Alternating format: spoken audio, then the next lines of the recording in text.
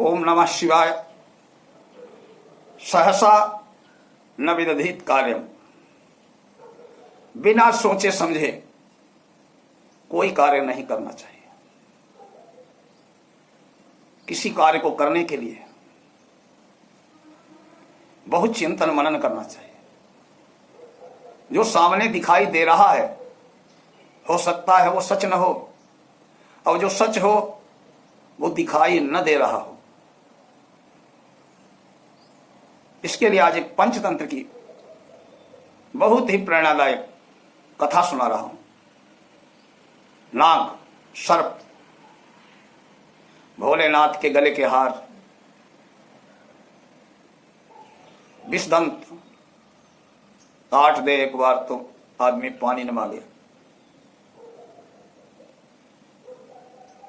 सांप कभी अपने शत्रु को नहीं भूलता है और कभी अपने मित्र को नहीं भूलता है। उसी की प्रेरणादायक प्रभावशाली चमत्कारी एक कहानी आपको सुना रहा हूं। एक किसान था, अपना खेती बाड़ी का काम करता था, प्रसन्न रहता था। उसके एक छोटा सा बच्चा था, एक पत्नी थी। कुल 3 प्राणी एक घर में।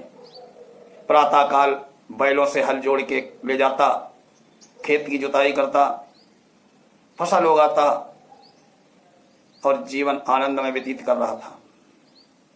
एक समय किसान ने अपने खेत की जुताई की। सारा खेत जोतने के बाद जहां हल नहीं पहुंचता है, उन कोने के खेत को कस्सी से, कुदाली से खोदने लगा।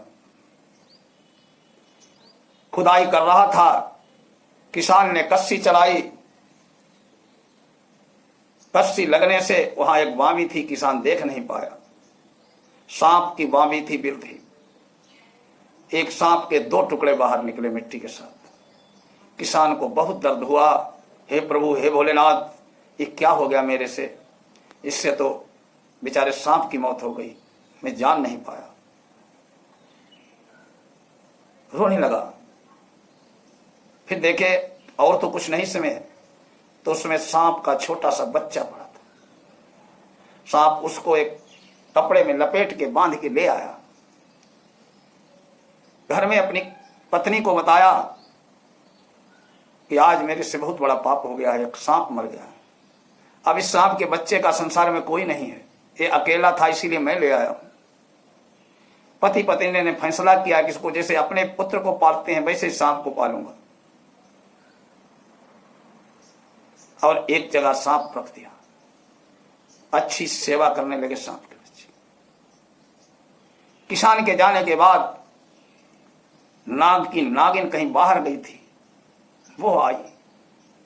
उसने अपने पति के टुकड़े पड़े हुए देखे, वो रोने लगी, बहुत दुखी हुई। बिल के अंदर देखा उसका बच्चा भी गायब। रोने लगी, किसी ने मेरा वंश नाश कर दिया, मेरा पति भी मार दिया, मेरा बच्चा भी कहीं मार के फेंक दिया होगा। नागिन पहले तो रोती रही, फिर एकदम क्रोध में आके बोली, जिसने भी मेरे वंश का यह हाल किया है, मेरे परिवार को जिसने भी मारा है, उसके परिवार को मैं नहीं छोड़ूंगी। और वहीं झाड़ियों में किनारे बैठ के देखने लगी, कौन आता है यहां, पहले पता तो करूं किसने मारा है। दूसरे दिन वो किसान फिर आया और कस्सी से अपने खेत के कोने खोदने लगा। नागिन को विश्वास हो गया कि इसको, हमारे परिवार को इसी किसान ने मारा। अब वो इस ताक में रहने लगी कि किस प्रकार इसके घर पहुंचूं। किसान काम करके चला, अपने घर गया, पीछे पीछे नागिन भी चली गई। जाते ही किसान ने अपना दरवाजा बंद कर दिया। नागिन सोचने लगी, अब इसके घर कैसे जाऊं, किस प्रकार जाऊं। बाहर एक छिप करके इंतजार करने लगी। थोड़ी देर बाद किसान की पत्नी किसी कार्यवश बाहर गई थी, तो दरवाजा खुला छोड़ दिया। नागिन अंदर बढ़ गई। वहां देखा उसने कि किसान का बच्चा पालने में सो रहा है। नागिन ने कहा कि इसने मेरे पति को मारा है, आज मैं इसके और मेरे बच्चे को मारा है, आज इसके बच्चे को नहीं छोड़ूंगी। इसको पता लगना चाहिए कि किसी के अपनों की मौत का दुख क्या होता है। और नागिन ने उस बच्चे को डस लिया और निकल ली बाहर की तरफ। तब तक किसान की पत्नी आ रही थी, उसने देखा नागिन को घर से बाहर निकलते हुए। किसान जाग गया, उसने भी कुछ देखा। दोनों भागते हुए पालने की तरफ गए कि बच्चे को साथ तो कुछ गलत नहीं कर दिया। देखा बच्चे को नागिन ने डस लिया था। बच्चे के मुंह से झाग निकल रही थी। बच्चे ने शरीर छोड़ दिया। पति पत्नी बहुत रोने लगे, बहुत पश्चाताप करने लगे। अपने बेटे का अंतिम संस्कार किया। दोनों पति पत्नी बैठ के एक दूसरे को ढांढस बंधवा रहे थे। बोले कि मैंने किसी नाग का वध किया है, भले भूलवश किया तो है। आज से अब मेरा अपना बच्चा तो बचा नहीं, उस नाग नागिन का जो बच्चा मेरे पास है उसको मैं पालन करूंगी अपने पुत्र के समान। और वो दोनों पति पत्नी बड़ा प्रेम से उस नाग के बच्चे का पालन करने लगे। उस दिन बाद नागिन ने सोचा कि जाके देखूं तो कैसे दुखी हो रहे वो दोनों। वो इसी तरीके से उस किसान के घर गई तो दोनों पति पत्नी उस नाग के बच्चे को खिला रहे थे। उसे बेटा कह रहे थे, पुत्र कह रहे थे। नागिन को बड़ा पश्चाताप हुआ कि जो एक नागिन ने पहचान लिया है तो मेरा बच्चा है। अब नागिन को और भी पश्चाताप होने लगा। उसने कहा जो सांप के बच्चे से इतना प्रेम करता है उसने मेरे पति का तो वध नहीं किया होगा, अगर हुआ है तो अज्ञानतावश हुआ। नागिन बहुत दुखी हुई, बहुत दुखी हुई।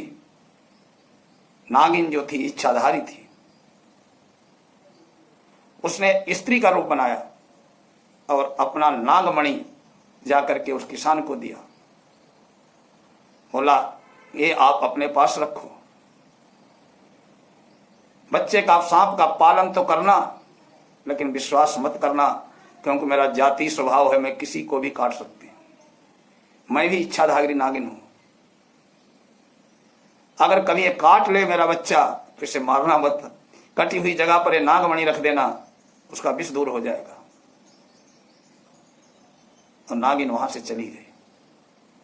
जाकर के शिव जी के मंदिर में पहुंची और शिव जी से लिपट के रोने लगी कि हे भोलेनाथ, मेरे से क्या हो गया? मैंने बहुत बड़ा पाप किया है, एक निरपराध के बच्चे का मैंने मार दिया है। हे प्रभु, आप मेरे से प्रसन्न हो, हम पर खुश हो तो आप उस किसान को उसकी गोद भर दो, उसे एक पुत्र दे दो। नागिन वहीं शिवजी में लिपट के प्रार्थना करती थी। आशुतोष तो अवधर दानी है, भक्तों पर कृपा करने वाले हैं। उन्होंने आशीर्वाद दिया। और एक दिन एक ब्राह्मण और ब्राह्मणी एक छोट नवजात बच्चे को लेते रोते हुए भागते हुए उस किसान के घर आए और बोले इस मेरे बच्चे को संभालना, मेरे पीछे बदमाश पड़े हैं, हत्यारे पड़े हैं, मेरा किसी समय वध हो सकता है। आप इस बच्चे को अपने माँ बाप की तरह पालना। और बच्चे को वहां डाल के उनकी गोद में भाग गए। बच्चे को उठा के किसान ने उसकी पत्नी बाहर निकल के जाके खेत में देखते हैं तो वो दोनों ब्राह्मण और ब्राह्मणी मरे पड़े,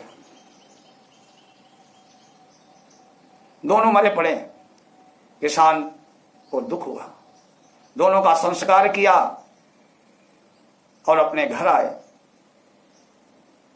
घर आकर के उस नाग का बच्चे का और इसका दोनों का पालन पोषण करने लगे। बच्चा भी बढ़ने लगा और नाग का बच्चा भी बढ़ने लगा। नाग जब बड़ा हो गया तो वो सिद्ध हो गया, उसे नागमणि बने।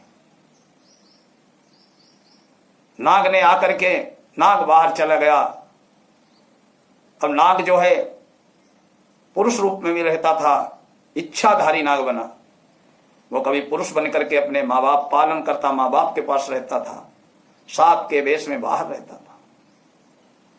अपने बाप का जो दूध माँ का पिया था उसका भी कर्ज चुकाता रहा। और एक दिन उस सांप ने अपनी नागमणि उस किसान को दी, जिससे वो किसान माला माल हो गया, धनवान हो गया। उसके घर में किसी चीज की कोई कमी नहीं रही। नाग देवता की कृपा हुई, भोलेनाथ की कृपा हुई, और वो नाग की कृपा से वो किसान माला माल रहा, धनवान रहा। संतति भी उसकी बढ़ने लगी, जो पुत्र गोद लिया था ब्राह्मण का।